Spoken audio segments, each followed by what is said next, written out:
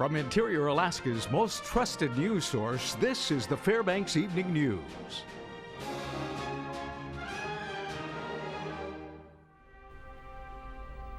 Good evening. Thank you for joining us. Heavy overnight winds and available fuels allowed interior wildfires to flourish over the past 24 hours. 650 acres have burned, over 3.2 million acres statewide, ranking 2015 as the number 8 all-time leader in acreage burned in Alaska.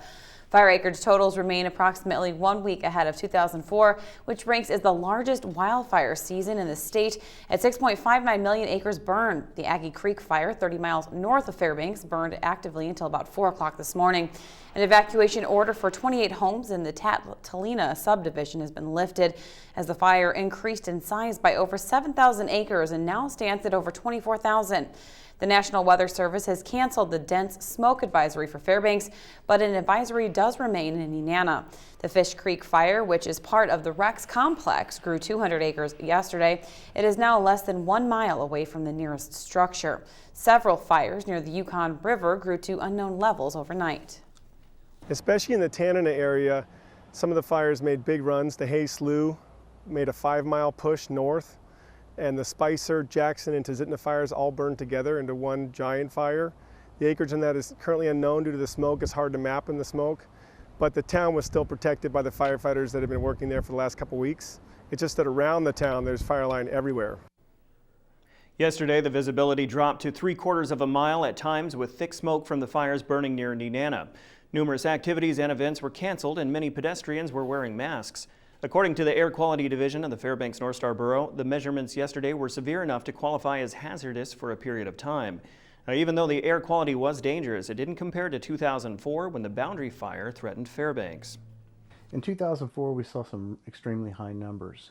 When I say extremely high, anywhere from 800 to almost 1,000 micrograms in an hourly value. So right now we're below that. We did have one value of 500 micrograms for 1 hour yesterday here in Fairbanks.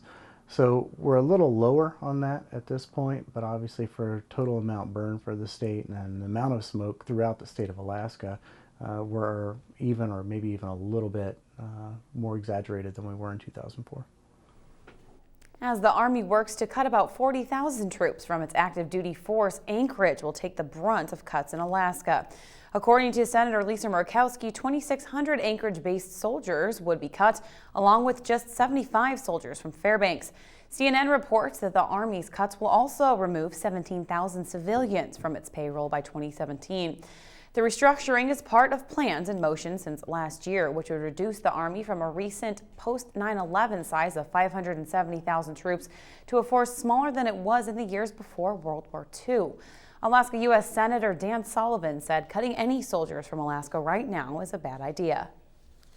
Having a force that's Arctic capable, that can operate effectively in extreme cold weather, takes years to develop. And we have those forces in Fairbanks, in Anchorage, and right now when it's clear the Russians are moving in aggressively with regard to their military, and we're removing the only Arctic-capable forces that we have in the U.S. military, Vladimir Putin clearly is smiling. Alaska State Troopers say the bodies of a couple found dead in a dilapidated trailer near the Denali Highway are being sent to the state medical examiner's office. Troopers had found the couple after an extensive search led them to the trailer where an unidentified person was said to be inside. The report of a missing couple was what started the series of events on July 3rd. Troopers say a search of their campsite near mile 79 of the Denali Highway revealed evidence of an altercation involving gunfire. Sunday, July 5th, 2 people were found dead inside the trailer. The manner of their death has not yet been confirmed. Identification of the couple is pending following the autopsy report. We will have more details as they become available. Investigators have cleared the scene at the Denali Highway where the 2 bodies were found the other day. The on-scene investigation is complete. There are autopsies underway right now. We anticipate having a little more information as far as determining what happened, but there's still a lot of blanks that need to be filled in. We still have a lot of details that we're missing. When we come back, a classic fairy tale will come to life when Opera Fairbanks presents Hansel and Gretel Thursday and Saturday night. Also, Fort Wainwright said goodbye to one garrison commander and welcomed another Tuesday. Our cameras were there, and we'll have the story when we return. Stay with us. Welcome back. The assailant in a New Year's brawl outside of a Huslia tribal hall has been sentenced after a contentious hearing with a judge. Aaron Kazevnikov Jr. had pleaded guilty to reduced charges of fourth-degree assault, criminal mischief, and harassment after 2 failed change of plea attempts. Earlier this week, Kazevnikov was sentenced to serve 1 year and 90 days in jail. Now, he was also ordered to serve 50 hours of community service, pay a fine in the amount of 1 PFD, and will be placed on probation for a period of 2 years. Kazevnikov beat a man and made what the judge Michael McDonald called terroristic threats to law enforcement. Now, it was those statements that held up his plea deal. The defense alleged the victim was brandishing a machine gun at the time of the attack and was shooting at Huslia residents. However, at sentencing, the judge said he believed Kazevnikov was a danger and needed to serve the time. The president of Alyeska Pipeline Service Company spoke Tuesday on steps being taken to ensure safety and sustain production levels of the Trans-Alaska Pipeline. Tom Barrett was addressing the Fairbanks Chamber of Commerce General Membership Luncheon.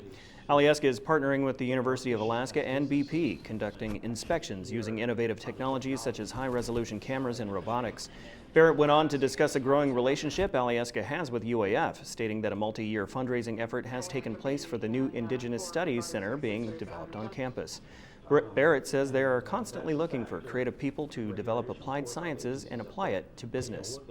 We were one of the early founders or early involvers with Alaska's Native Science and Engineering program at UAA. We have a lot of graduates of that program that work for us in engineering. It's a fabulous, highly successful program.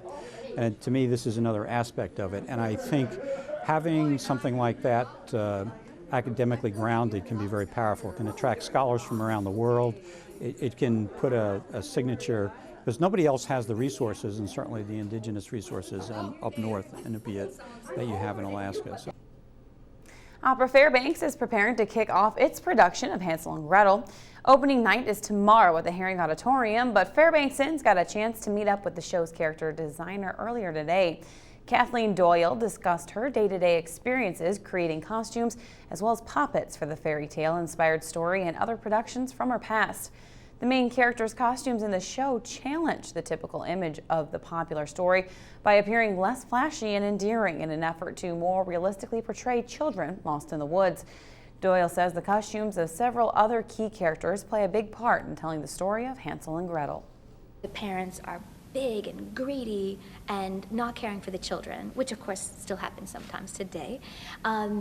And let's show that now that makes the kids so susceptible to anything that comes their way. So if something looks pretty and flashy, and the witch in our production is not ugly, she's beautiful, she's very exciting and colorful, and she looks like a big confection of candy. Fort Wainwright has a new garrison commander. Military officials and local leaders went to the garrison change of command ceremony Tuesday to say goodbye to the previous commander, Colonel Cape Zemp, and provide a warm welcome to the commander taking his place. Ryan Grimes was at the event and has details in this week's military report.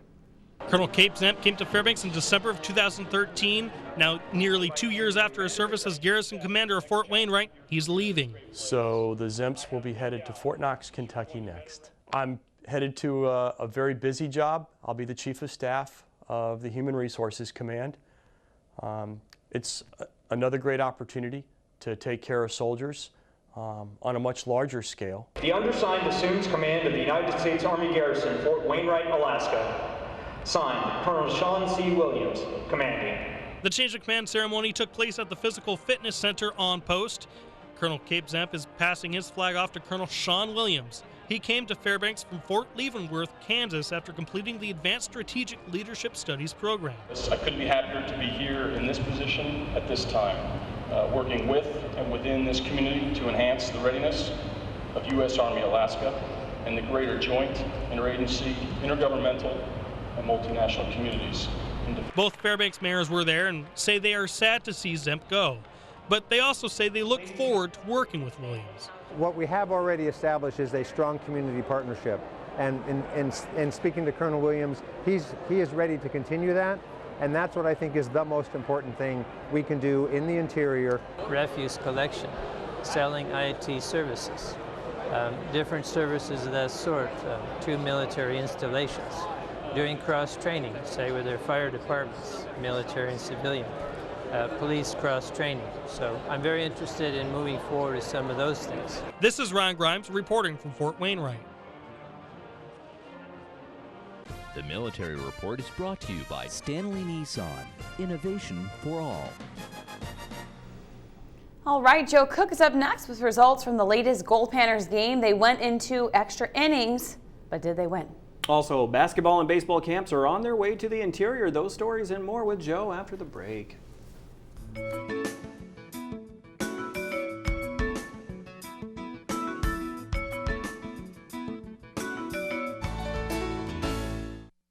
Welcome back, Interior Sports fans. Joe Cook here with your local Wednesday Hump Day Sportscast. The Alaska Gold Panthers may have earned a new nickname this week, Marathon Men. For the second time in 3 days, the Panthers went into the 15th inning. Tuesday night, they went the distance with the best team in the ABL, but the Matsu Miners eke out a 1-0 win.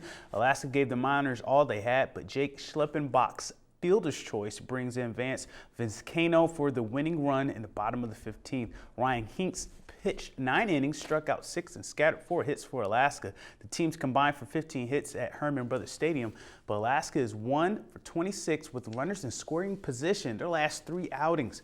Gold Panthers dropped to 9-13 overall and 5-11 in the ABL. They face the Chugiak Chinooks tonight to wrap up their 5-game road trip.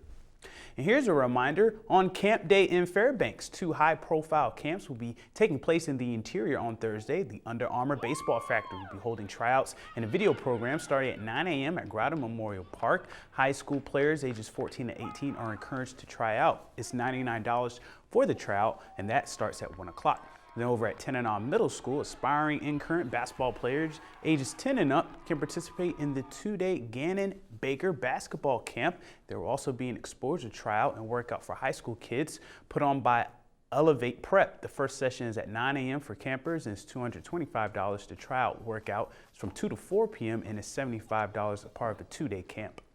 The Alaska Lady Hoops 15U and 17U program has started their July tournament tour. West Valley's Ruthie Hebert and Lathrop's Jana Hadukovic are both on the 17 gold team. Sierra Tative Hutchison is on the 15 gold team. And today is the final day of their first tournament in Portland, Oregon. For the end of the trail tournament, the 17 gold team beat Warriors Elite Oregon 68-62 on Tuesday to secure a spot in today's 5th place game against Team Stingray in the Division I gold bracket. The 15 gold team finished with a 2-2 record, and the 17 blue team finished 1-3. Both Alaska Lady Hoops teams will head to Chicago for the Nike Summer Showcase this Friday.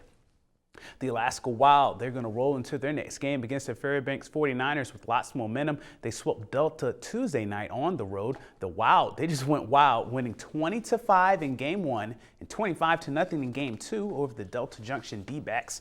Both games ended in 5 innings. Lathrop's Colin King had a day to remember for the Wild. In 2 games, King went 6 for 10, had a 2-run home run, had 9 RBIs and scored 7 runs. Joshua Esau Thomas tossed 7 Ks and 4 earned in Game 1. Sean Gonzalez, he had 5 strikeouts and a 2-hit performance, leading 2 other Alaska pitchers in a 3-hitter in Game 2. The 49ers host the Wild tonight in their 3rd meeting of the summer. Joseph Kim and Jack Newell finished their rounds today at the 37th North-South Junior Amateur Championships in North Carolina. Kim from Fairbanks and Newell out of Eagle River are the only Alaskans in the tournament at Pinehurst. Kim and Newell placed 78th and 79th overall, respectively, in the 80-man field. Both shot 88s today, but Kim did have a birdie to go along with 6 pars. Wisconsin's Easton Paxton won the tournament by 2 strokes, finishing 6 under with a 208 after 3 days. Now, the next local golf tournaments coming up of note this month are the Yukon Title Tournament and the Fairbanks Golf Association Championships. Lastly, we have a little video of someone from our KTVF team making contributions to a team of her own. Who knew? Stephanie Woodard has a little game. Woodard and Team Soda took 2nd place in the Valdez 4th of July Magic Tournament this past week. Fairbanks Elite won the title, but Team Soda, they still earned a nice-sized trophy. Look at Stephanie Woodard go there. The Fairbanks Nasty took 3rd. Team Stupid Billy, also out of Fairbanks, placed 2nd in Seward in the 4th of July tourney. So Fairbanks teams were successful all over the state this past weekend, and some of those same teams will be in action this weekend. The Golden Heart Softball Association will be hosting 43 teams in the Golden Days tournament. It starts Friday night at 7 p.m. at the Hesray Complex. And that'll do it for sports tonight. For more local sports, follow us on Twitter at KTVF11 Sports. You can watch us on YouTube. Visit webcenter11.com. You can also download the mobile app. Mike Schultz is up next with your full weather forecast, and we'll catch you next time. Hey everyone, welcome back into our Wednesday night edition of the Fairbanks Evening News. Mike Schultz once again talking about the weather. And the skies cleared somewhat today. At least we had a little bit of sunshine. You can see some clouds, but still a lot of haze out there, and the smoke is going to be hanging around, so we're not going to be getting rid of it very soon, the way it looks right now. Photograph tonight, midnight sun taken by Lena Espinoza, and if you were in the lower 48 and saw this, you'd think it was like 5 o'clock in the evening or something, not midnight. That's one of the ironic things about living here, is that the sun never goes down in the summertime. Again, thanks to Lena, and also you have a photograph to share. Send it to photos at KTVF11.com. Your numbers, 70 degrees. That's our current temperature. That is our high for the day. The low last night, 53. The record high, 91. That was set in 2009. The record low, 32 in 1922. Your sunrise and sunset, about 20 hours and 52 minutes of daylight. A loss, once again, of 5 minutes from yesterday. On the satellite radar, not nearly as much moisture as there was yesterday on the picture over to the southwest part of the state. It's all moving down to the south. They needed some rain down there. And a few pockets of moisture helping to develop some afternoon showers. You can see those as we zoom in around the Fairbanks area. To the north, mainly is where all the energy is concentrated right now. There are a few showers moving into the south, but for all purposes, it looks like it's all going to diminish after the heating drops off for the day, and that will not give any more chance for any development. What's going on across the rest of the state? Well, over southeast Alaska, it's kind of chilly around Juneau, only 58 degrees there with some showers, but in contrast, 73 at Ketchikan, lots of sunshine. In the Anchorage Bowl, sunshine, 63, cloudy skies at Kodiak, 57, cloudy along the Aleutian chain at Cold Bay, 50. Up and down the west coast, not too bad. Bethel at 62 degrees, a little cooler at Nome with 57. Barrow, 38, pretty chilly there. And Fort Yukon, only 52 degrees today. Must be a lot of clouds and smoke there. Lower 48 weather, once again, warm temperatures are the focus. Over the northwest, Seattle at 85 degrees, 83 in Salt Lake City. 100-degree temperatures for Las Vegas and Phoenix. And over Texas, a lot of showers and thunderstorms rumbling across that area, 85 at Dallas. Minneapolis, only 73, it's not too bad. Over the eastern half of the country, it's cooled down in Chicago, 67, 72 at St. Louis. New York, a little thunderstorm activity, 89. Very warm in our nation's capital. And over the deep south, the temperatures once again in the low 90s. On the satellite and radar, once again, you can see a lot of energy moving across the eastern half of the country, helping to spawn those showers and thunderstorms. And then watch over here. Look at all this big mass of moisture moving in across Texas, bringing some severe weather there. And out to the west, there's some showers even working their way across northern California and southern Oregon. The overall outlook is calling for the heat wave finally to start fading away tomorrow as an upper level low system moves in, bringing cooler air in off the Pacific Ocean. Well, the overall picture for the jet stream is looking at, once again, flattening out a little bit, not nearly as warm as it was last week, and we're looking at just mainly transitional systems moving from the west to the east. All right, back to Alaska for tomorrow, looking like this. Mostly cloudy skies for Barrow, isolated showers in Nome, and once again, more smoke and isolated showers at Fort Yukon with a temperature close to 70 degrees. Here in the interior, some smoke with showers for Fairbanks and Healy. What else is new? And some isolated thunderstorms possible in the Delta Junction area. Over southeast Alaska, rain likely for Juneau, a chance of rain for Ketchikan. Well, here in the southwest part of the state, looking at cloudy skies at Cold Bay, showers likely for Bethel, and mostly cloudy skies at Kodiak with temperatures a little warmer in Bethel. Over the south central regions, some light rain is possible for Anchorage, cloudy skies at Valdez, and mostly cloudy skies at Homer. All right, here's your forecast for the remainder of the night. Looking at air quality alert once again continuing, and at least it's not a dense smoke advisory, but air quality alert once again is currently unhealthy for Fairbanks and North Pole, and that's expected to last to 4:30 p.m. Friday, so keep that in mind. Tonight's forecast, areas of smoke with some isolated showers, 52 degrees. Tomorrow's forecast, a little warmer than today, 73, with again smoke and maybe some isolated showers. And the 5-day outlook, as you can see here, temperatures warming up nicely over the weekend, cooling down a little bit for next week, and then warming back up again. And the next chance for showers will be Monday, it looks like right now. Overnight lows will also once again be very mild as you're looking at temperatures in the mid to upper 50s. So what do you think about that, Stryker? I think it's good. Thanks to Joe for. but- Thanks to Joe. Yeah. As long as I'm not striking out. Yeah.